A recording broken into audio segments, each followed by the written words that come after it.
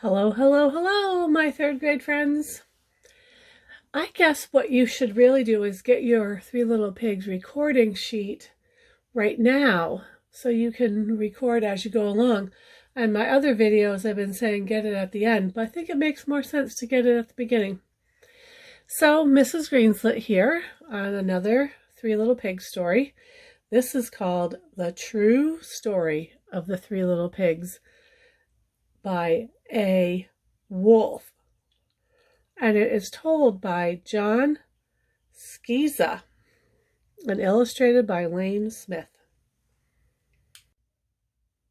Everybody knows the story of the Three Little Pigs, or at least they think they do. But I'll let you in on a little secret. Nobody knows the real story because nobody has ever heard my side of the story. I'm the wolf, Alexander T. Wolf. You can call me Al. I don't know how this whole big bad wolf thing got started, but it's all wrong. Maybe it's because of our diet.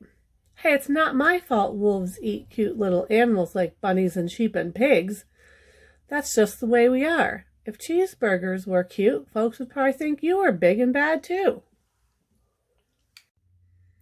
Sneeze plus sugar. But like I was saying, the whole big bad wolf thing is all wrong. The real story is about a sneeze and a cup of sugar. This is the real story. Way back in Once Upon a Time, I was making a birthday cake for my dear old granny. I had a terrible sneezing cold. I ran out of sugar. So I walked down the street to ask my neighbor for a cup of sugar.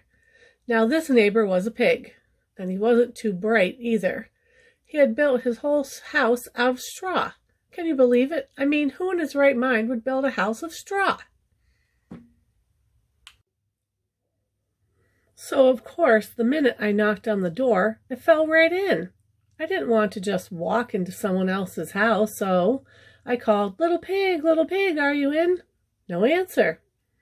I was just about to go home without the cup of sugar for my dear old granny's birthday cake. That's when my nose started to itch. I felt a sneeze coming on. Well, I huffed and I snuffed. And I sneezed a great sneeze. And you know what? That whole darn straw house fell down. And right in the middle of the pile of straw was the first little pig, dead as a doornail. He had been home the whole time. It seemed like a shame to leave a perfectly good ham dinner lying there in the straw, so I ate it up. Think of it as a big cheeseburger just lying there.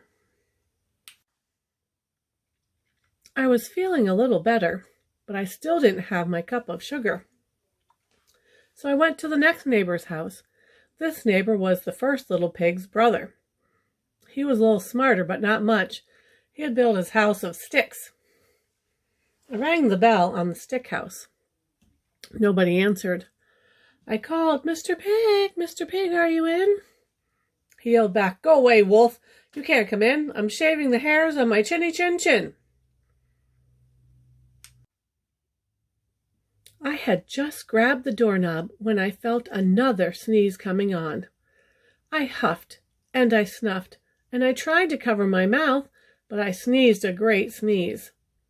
And you're not going to believe it, but this guy's house fell down just like his brother's. And when the dust cleared, there was the second little pig, dead as a doornail.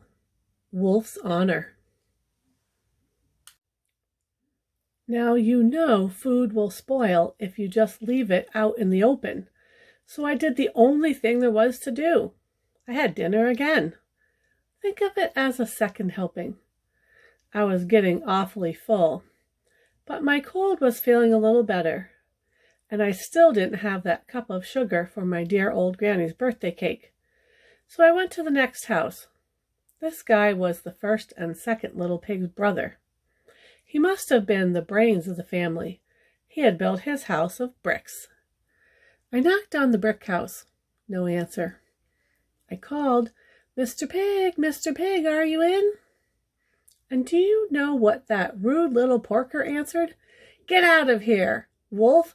Don't bother me again." Talk about impolite. He probably had a whole sack full of sugar, and he wouldn't give me even one little cup for my dear sweet old Granny's birthday cake. What a pig! I was just about to go home and maybe make a nice birthday card instead of a cake when I felt my cold coming on. I huffed and I snuffed and I sneezed once again. Then the third little pig yelled, "And your old Granny can sit on a pin." Now, I'm usually a pretty calm fellow, but when somebody talks about my Granny like that, I go a little crazy. When the cops drove up, of course I was trying to break down this pig's door, and the whole time I was huffing and puffing and sneezing and making a real scene. The rest, as they say, is history. The news reporters found out about the 2 pigs I had for dinner. They figured a sick guy going to borrow a cup of sugar didn't sound very exciting, so they jazzed up the story with all that huff and puff and blow your house down, and they made me the big bad wolf.